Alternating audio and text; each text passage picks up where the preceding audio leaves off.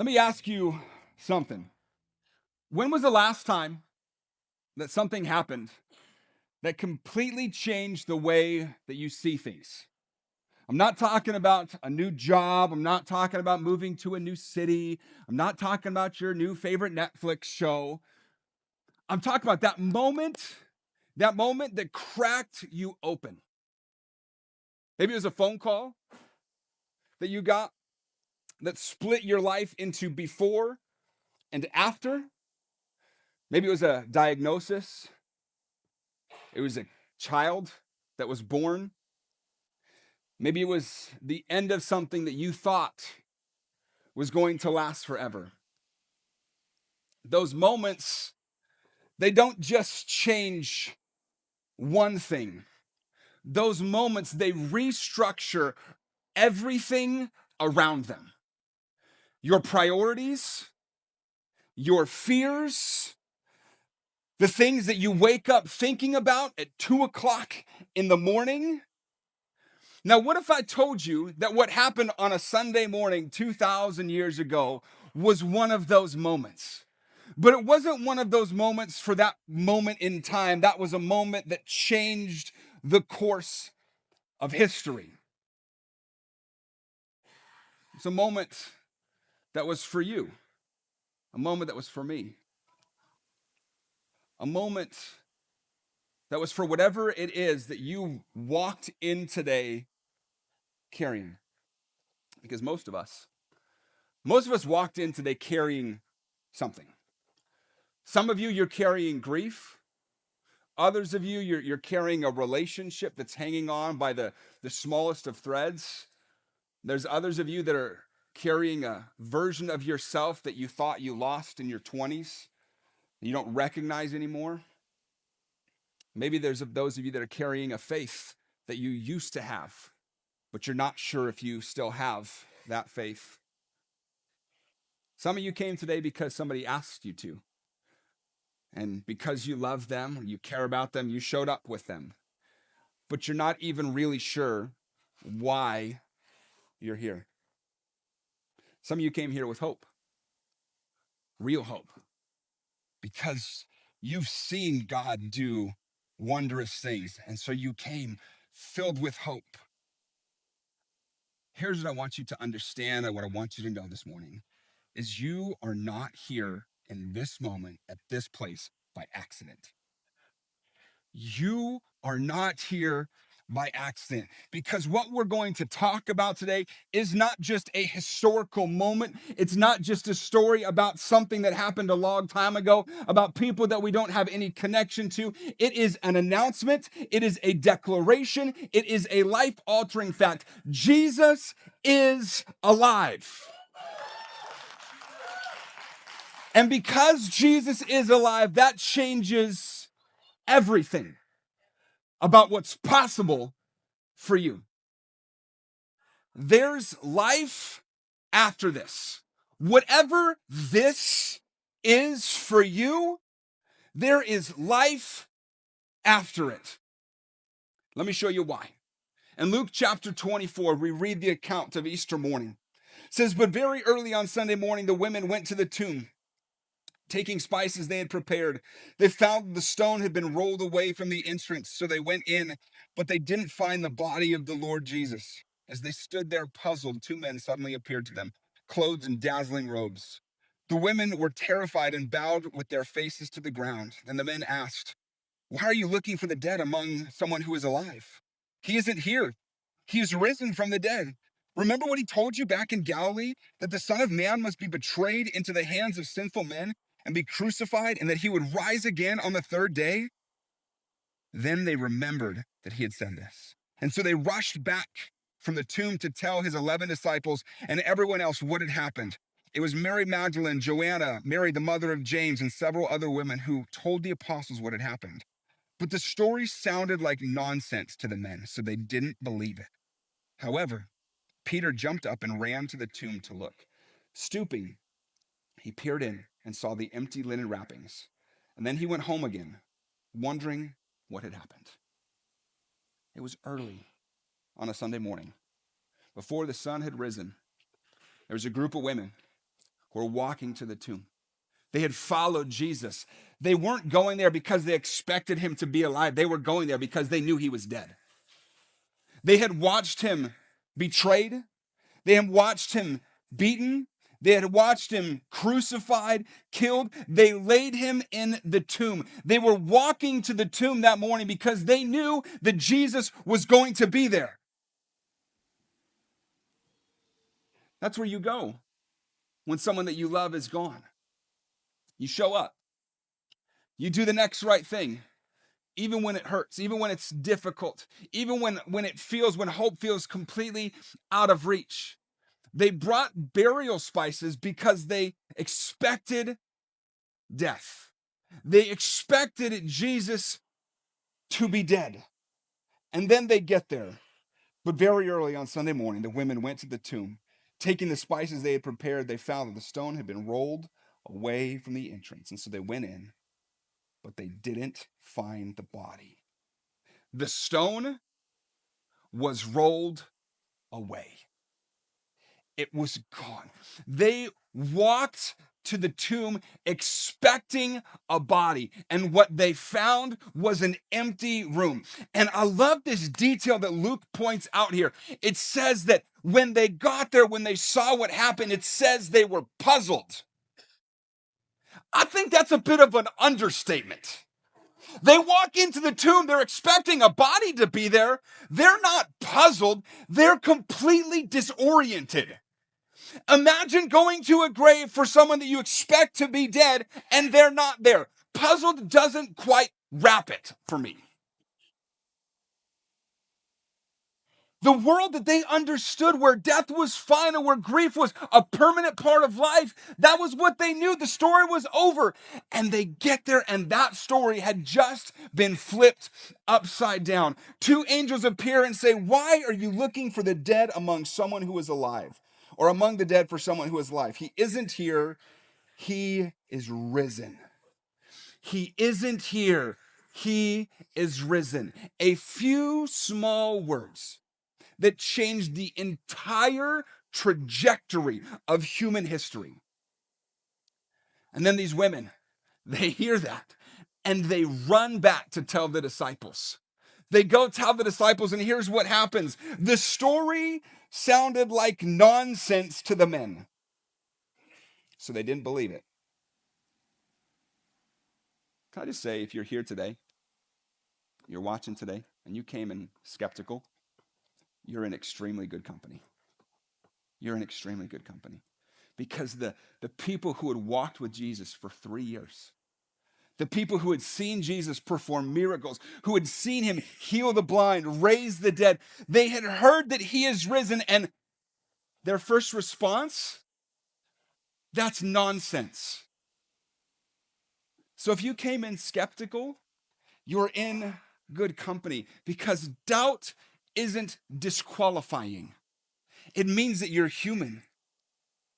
But here's Peter, one of the disciples. He hears that. It's not nonsense to him. What does he do? Peter jumped up and ran to the tomb to look. Stooping, he peered in and saw the empty linen wrappings. Then he went home again, wondering what had happened. Peter doesn't walk to the tomb. He hears that Jesus is alive, that he's not there. He gets up and he runs to the tomb. There was something that was about this story. He couldn't explain why, but there was something about the story that caused him to go forward, that pulled him to take another step. He had to see it for himself. And he gets there. There's no body. The grave clothes are folded up nicely in an empty room. And scripture says that he goes home wondering. Think about that. Like, Peter goes home wondering. And I think that's where a lot of us live.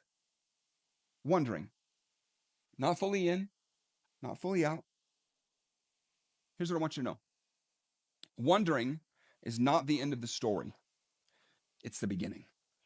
Wondering is the beginning of the story. The resurrection isn't just history, it's an announcement. The resurrection is an announcement. What you need to understand about the resurrection is it's not just a miracle story. It's not just the most important event in history. The resurrection is a declaration of what is now possible. When Jesus walked out of the tomb 3 days later, something fundamentally changed in the universe. Death had been final. It had been the final destination for every human being since Adam screwed things up. Death was defeated in that moment. Do you notice how I didn't say Eve? I got your back, ladies. They both screwed it up.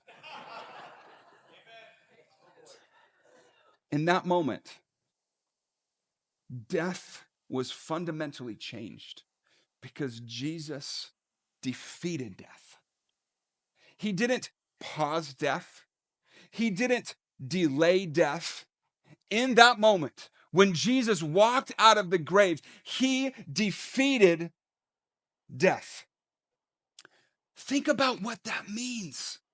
That Jesus defeated death. Every fear that we have in life, the fear of losing someone that we love, the fear of losing our health, the fear of losing our a sense of meaning, every fear that we have, every single one of them has death underneath it. Death is the engine for human anxiety, and Jesus walked out through the tomb on the other side. The thing that you're most afraid of in life, he already conquered it. And N.T. Wright, he's one of the most respected New Testament theologians of our time. He wrote this and he put it this way in his book, Surprised by Hope. He says, Jesus' resurrection is the beginning of God's new project. Not to snatch people away from earth to heaven, but to colonize earth with the life of heaven.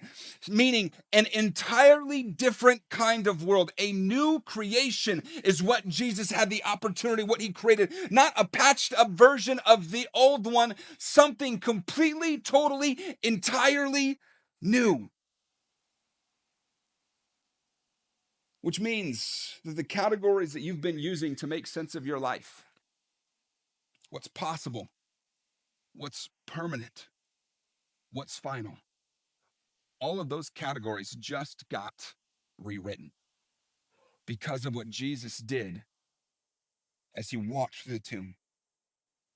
1 Corinthians says, death is swallowed up in victory. O death, where is your victory? O death, where is your sting? The Apostle Paul writes these words. He's not writing a poem here. What he's doing is he's making a historical argument. He's making a case for what's going on. He's saying that death had a claim on every single one of us, and Jesus walked out of the grave and he tore up the paperwork. He's saying the resurrection happened, and because the resurrection happened, Paul is saying that death has been defamed. It still bites, it still hurts, but it no longer kills. The resurrection doesn't just mean that Jesus is alive. The resurrection means that everything is different now. On January 9th in 2007 was a moment that changed our world. Steve Jobs stood up on a platform like this in San Francisco, and he held up a small rectangular piece of glass, and he said, "Today, Apple is going to reinvent the phone." In that moment, in 2007, people weren't sure what to think. People were skeptical about that claim that Steve Jobs made. Journalists, they wrote pieces about it. They said it was overhyped. But within 10 years, that small device, it reshaped how we communicate, how we navigate, how we date, how we shop, how we work, how we consume media, how we experience the world. One device, one moment changed everything downstream from it. And that was just a phone. That was just a phone. The resurrection of Jesus is that iPhone moment in history. But it wasn't just history, it's that iPhone moment for eternity. Except it doesn't just change what's in your pocket. The resurrection of Jesus, it changes what's possible on the other side of death.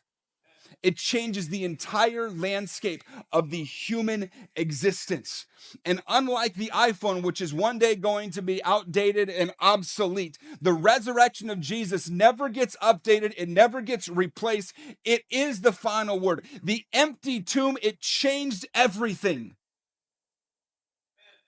And it's still changing things. The question is, do you actually believe that? Do you actually believe that it's still changing things? Not as a theological fact that you affirm, not as a box that you check on a connection card at church, but in your gut. Do you actually believe that the resurrection is still active, that it is still powerful, that it is still capable of changing things? Because here's the thing. A lot of people believe that the resurrection happened, but they don't actually believe that it's still happening. We believe in the resurrection like it's some fact. They believe it like people believe it like Christopher Columbus sailed the ocean blue in 1492. That's a fact we believe. We believe the resurrection like it's one of those facts, but it's not a fact that changes everything on Tuesday. That's not what our beliefs tell us. We think the resurrection of Jesus was a one-time event, that it was impressive, that it was historic, that it was meaningful, but the resurrection was essentially finished. But Paul doesn't write about resurrection like it's a history. He writes about resurrection like it is a living force, like it's moving, like it's available. See, theology that stays abstract doesn't change lives. It makes you sound really good in a coffee shop. The question isn't, did Jesus rise from the dead? The question is, what does that mean for your life right now? What does that mean for your life right now? Because the same power that raised Jesus is available to you. The same power that raised Jesus is available to you. Paul says something in Romans 8 that we don't often sit on and think about long enough. He says, the Spirit of God who raised Jesus from the dead lives in you. Read that again. The Spirit of God who raised Jesus from the dead lives in you. Not a small measure of it, not a diluted version of it. The same power is available to the same dead things. If God can raise a dead man, he can raise a dead marriage, he can raise a dead dream, he can raise a dead faith. The question that you need to ask this Easter is, what in your life needs to come back to life? What in your life needs to come back to life? Is it a relationship that's been on life support? You both know it. What needs to come back to life? Is it a version of you that you left behind way in your youth? What needs to come back to life? Is it your hope that you don't allow to hope anymore because you're afraid of what it's going to do to you if it doesn't work out? What needs to come back to life? Is it your marriage? You're still in it. You're showing up. But both of you know that somewhere a while ago, something happened and you don't know how to get back that spark. What is it that needs to come back to life? Maybe it's your faith. Like you grew up in church, you know all of the things, but somewhere over time you drifted and you don't know why. You feel like there's this gap that's there. What needs to come back to life? Maybe it's just you. That version of yourself that had hope, that had energy, that had a sense that your life was actually going somewhere. And you'd give anything to find that again. Whatever it is, hold it. Because this is where the resurrection stops being a history lesson and becomes a personal invitation. When Jesus was hanging on the cross, as he was there that day, just before he died, he said 3 words translated in English. In Greek, it's 1 word. It's the word tetelestai, which means it is finished. 3 words that Jesus said just before he passed. And what's wild about these words is that word tetelestai, it was written across debt certificates that was owed to somebody, saying that the amount had been paid in full. Tetelestai is that moment that was stamped in ink across the bill saying paid in full. The debt is no longer owed. It's been cleared. Jesus, when he's on the cross and he says tetelestai, it is finished, he wasn't saying, I give up. He's saying every debt has been settled. Every sin has been accounted for, and every record has been wiped clean. And then 3 days later, Jesus walked out of the grave to prove that it counted. You see, the cross said the debt is paid. The resurrection is the receipt that it's real. It's the receipt that your debt has been paid. So here's what that means for you. That thing that you're carrying, that shame, that guilt, that regret, that version of yourself that you're most embarrassed by, if you were to lay it at the foot of the cross, if you were to hand it to him, tetelestai, it is finished. It's paid for in full. You don't have to keep paying for what's already been paid. Let me say that again. You don't have to keep paying for what's already been paid for. And I think this is where a lot of people get stuck. A lot of people get stuck because intellectually, in our minds, we believe that Jesus paid for our sin. We verbalize it. We say that we believe it. But then we spend years and sometimes decades living under the weight of the stuff that he's already taken care of. We still punish ourselves holding on to the guilt like somehow it's earning something. Like somehow we're going to make up for it. We convince ourselves that we can still do more, that we can try to be better, we can work harder at it before we're acceptable. So we try and do all of these things. And here's what I want to say. That's not humility in that. That's unbelief. Because if the debt is paid and you keep trying to pay it yourself, you're basically telling Jesus that his payment on the cross wasn't enough. The resurrection is God's way of saying it was enough. It is finished. Now walk in it. We live in a culture that is obsessed with second chances. Every comeback story on Netflix, every redemption we cheer for, every podcast episode that has somebody that was at the bottom and has rebuilt things, we cheer for those things. We love the comeback story because I think there's something in us that needs to believe that the worst chapter is not the last chapter. And so we cheer for these comeback stories. But here's the thing, most of those second chances are just reruns with better public relations. You try harder, you change a few habits, sure, you get another shot, but understand this, what Jesus offers to you, he's offering today, is not a second chance to fix things. He's offering you a completely new life. Paul says that in 2 Corinthians chapter 5. Anyone who belongs to Christ has become a new person. The old life is gone, a new life has begun. God is not interested in improving the old you. He wants to resurrect a new one. And that's the difference between religion and resurrection. Religion says do better, says try harder, says clean up yourself. Resurrection says you've already been made new. So here's where we land. Because Easter has a tendency of bringing people into a room who aren't sure what they believe. And maybe that's you today. As you're watching, you're sitting here, you're unsure of what you believe.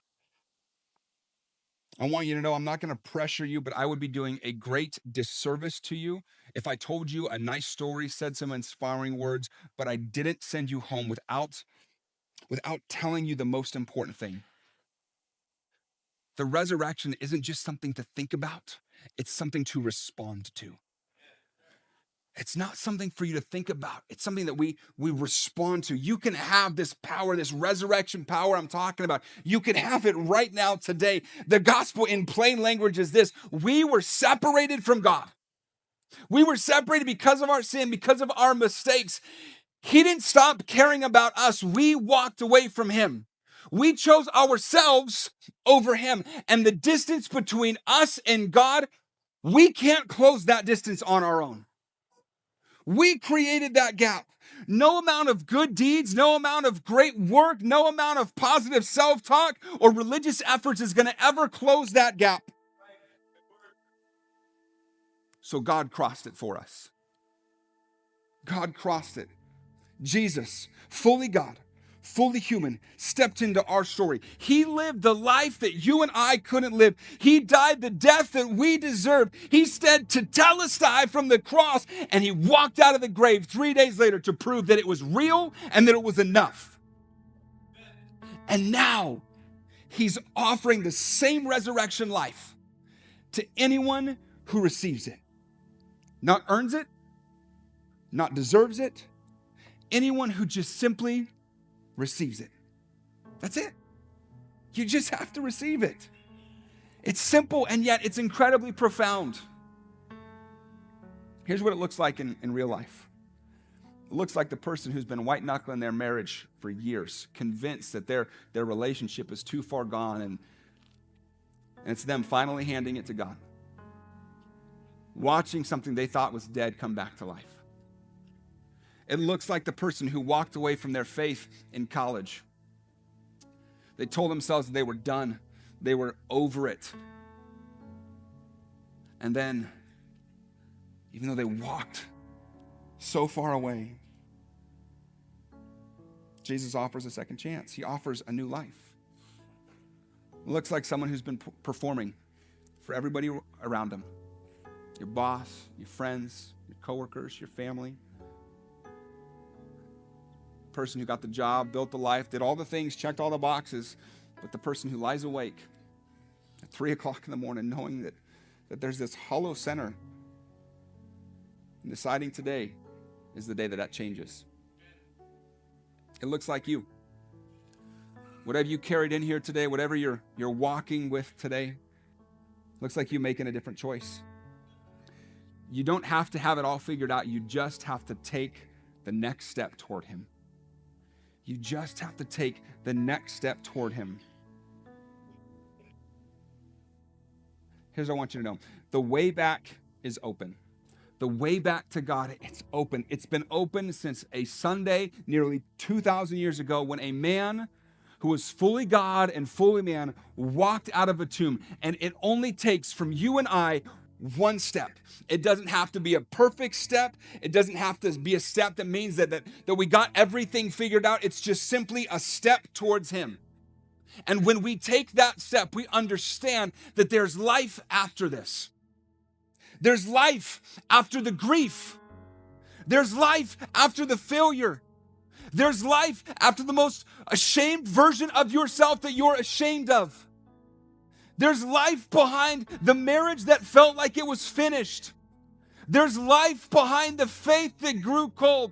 There's life behind the dream that went dead that you buried. There's life behind it. Whatever you brought in here today, there's life on the other side of it. Why, Josh?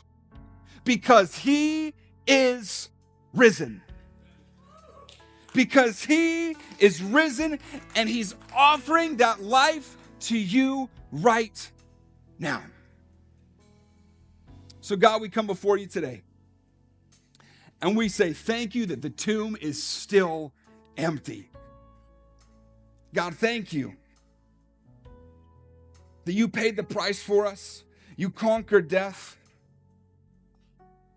And because you did that, because the tomb is empty, because you conquered death, that means that nothing that we walked in today with is beyond you. God, we know that you see every person here, you see every burden, every question, every place in our lives that feels empty, that feels void. God, we ask that you would meet us right here. God, we ask that you would bring the dead things to life, that you would bring hope to what's been missing. God, I pray that you would remind us that because you're alive, things change. As we keep praying this morning, there may be some of you that are here, some of you that are watching today, and you know that it's time. It's time for you to stop carrying what Jesus already paid for. It's time for you to come home. It's time for you to take that next step towards him. If that's you today, with heads bowed and eyes closed, I'm just going to ask you to lift your hand on the count of 3. And what we're going to do is we're going to pray a prayer together. Everybody in the room will say this prayer line by line. We don't want to single you out. We don't want to embarrass you. We want to lend strength to your voice. But if that's you today, you know that it's time. You know that you need to surrender your life to Jesus. With heads bowed, with eyes closed, would you just lift your hand on the count of 3? Ready? 1, 2, 3. Thank you. Thank you. Thank you. Church, would you pray this prayer with me? Say, Jesus, I give you my life. I believe that you died for me, that you rose again. Forgive me. Make me new. Fill me with your spirit. Today, Jesus, I'm following you. Thank you for saving me and for new life. In Jesus' name, amen. Church, can we worship and celebrate with those who said yes to Jesus today?